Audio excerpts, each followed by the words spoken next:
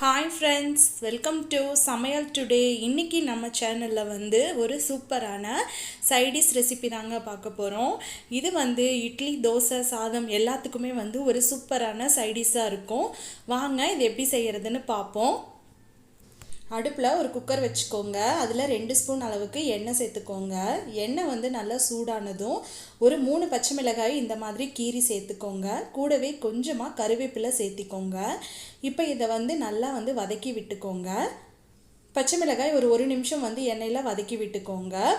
கூடவே ஒரு அரை ஸ்பூன் அளவு ஜீரகம் சேர்த்துக்கோங்க. சின்ன வெங்காயம் ஒரு 10லிருந்து 12 சின்ன வெங்காயத்தை கட் பண்ணி சேர்த்துக்கோங்க. சேர்த்துட்டு இது எல்லாத்தையும் நல்லா வதக்கி விட்டுக்கோங்க. வெங்காயம் நல்லா வதங்கட்டும். இப்போ வெங்காயம் நல்லா வதங்கிடுச்சு. நான் 2 தக்காளியை இந்த மாதிரி நீல வாக்கில் கட் பண்ணி சேர்த்துருக்கேன். அதையும் நம்ம நல்லா வதக்கி விட்டுக்கலாம். தக்காளி நல்லா வதங்கணும்னு அவசியம் இல்லை. ஒரு 2 நிமிஷம் போல் நல்லா வதக்கி விட்டுக்கிட்டிங்கன்னா போதும். ஓரளவுக்கு வதங்கினா போதும்.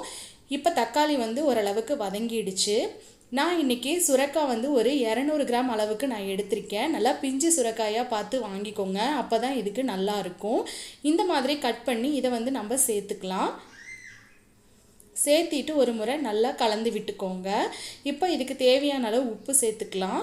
உப்பு சேர்த்துறதுனால ஈஸியாக காய் சீக்கிரமாக வதங்கிடும். தக்காளியும் நல்லா மசிஞ்சு வந்துடும். அதனால் உப்பு சேர்த்து நல்லா கிளறி விட்டுக்கலாம். பாருங்கள், இந்த மாதிரி நல்லா கிளறி விட்டுக்கோங்க. இப்போ கொஞ்சமாக மஞ்சத்தூள் சேர்த்திக்கலாம். ஒரு 2 நிமிஷம் நல்லா கலந்து விட்டுக்கிட்டே இருங்க. காய் நல்லா தண்ணி விட்டு வரும். இப்போ இதை மூடி போட்டு மூடி வச்சிடலாம். இதை 1 நிமிஷம் மட்டும் அப்படியே வச்சுருக்கலாம்.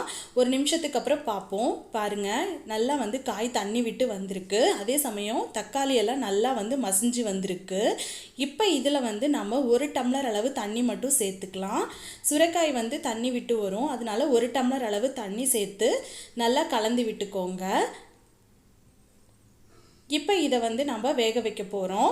இதை மூடி போட்டு மூடி வச்சு ஒரு 2 விசில் மட்டும் விட்டு எடுத்துக்கலாம். காய் நல்லா பிஞ்சு காயாக இருக்கிறதுனால சீக்கிரமாக 2 விசில் விட்டிங்கன்னா போதும். சீக்கிரமாகவே வெந்து வந்துடும். பாருங்கள், 2 விசில் வந்துடுச்சு. ரொம்ப ஈஸியாக வேலை முடிஞ்சிருச்சு. விசில் அடங்கினதும் நம்ம ஓப்பன் பண்ணி பார்ப்போம். பாருங்கள், காய் நல்லா வெந்து வந்துருச்சு. நம்ம ஊற்றின தண்ணி ஓரளவுக்கு தான் சுண்டி இருக்கு. பாருங்கள், தண்ணி விட்டு வந்திருக்கு. இதை நம்ம மத்து இல்லைன்னா மேஷர் வச்சு நல்லா கடைஞ்சி எடுத்துக்கலாம். ரொம்பவும் கடைஞ்சி எடுக்க வேண்டாம். ஓரளவுக்கு பாருங்கள், இந்த அளவுக்கு இருந்ததுன்னா போதும். அப்போ தான் நம்ம சாப்பிடும்போது நல்லா இருக்கும். இந்த அளவுக்கு ஒரு 3/4 பதம் அளவுக்கு நீங்கள் இந்த மாதிரி மேஷ் பண்ணி எடுத்துக்கோங்க. இது அப்படியே இருக்கட்டும். இப்போது அடுப்பில் ஒரு சின்னதாக தாளிப்பு கரண்டி வச்சு ஒரு ஸ்பூன் அளவு எண்ணெய் சேர்த்துக்கோங்க. எண்ணெய் நல்லா சூடானதும் கொஞ்சமாக கடுகு உளுந்தம் பருப்பு சேர்த்துக்கோங்க. கடுகு நல்லா பொரிஞ்சதும் கொஞ்சமாக கருவேப்பிலை, ஒரு 2 வரமிளகாய் சேர்த்துக்கலாம். சேர்த்துட்டு இந்த தாளிப்பை நம்ம இதில் சேர்த்துடலாம். சேர்த்துட்டு கலந்து விட்டுக்கோங்க. வாசனைக்காக கடைசியாக கொஞ்சமாக கொத்தமல்லி தழை சேர்த்துடலாம். அவ்வளோதாங்க, வீடே மணக்கிற மாதிரி சூப்பரான சைடிஷ் இட்லி, தோசை, சாதம் எல்லாத்துக்குமே சூப்பராக ரெடி ஆகிடுச்சுங்க. ஒரு 5 நிமிஷமே போதும். நம்ம ஒரு 2 விசில் வந்ததுன்னா ஈஸியாக நமக்கு வேலை முடிஞ்சிடும். இதே நீங்கள் வீட்டில் ட்ரை பண்ணி பாருங்கள்.